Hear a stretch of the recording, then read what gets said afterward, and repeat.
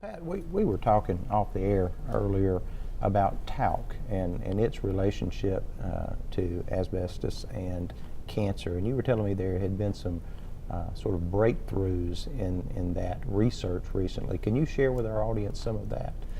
Yes, and one of the recent things that has happened in significant in asbestos litigation is that it has now been determined that certain forms of ovarian cancer can be caused by asbestos.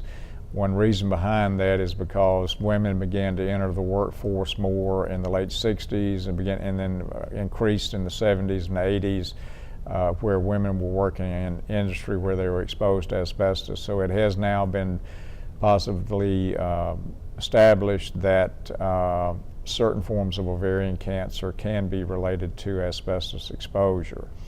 Talc is, for the most part, we believe most all types of talc contain some trace amount of asbestos.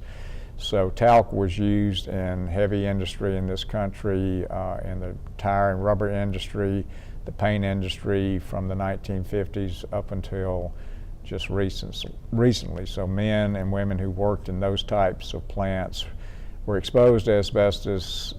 They didn't know that there was asbestos in the talc, but that is one way they were exposed. And Pat, so everybody's clear, that's not just the talc that you might have in your bathroom to put on after a shower. This was used in industries like the rubber industry. They used a lot of talc industrially, correct? That's correct. In industry, talc was used to line the molds, tire molds. It was used in pipe foundries to line the molds in pipe foundries so that whatever medium was poured in that mold wouldn't stick to it. But that is industrial talc. A great deal of it, if not all of it, was mined in this country and Canada and used on a very grand scale throughout this country from the 50s up until just recently, the last few years.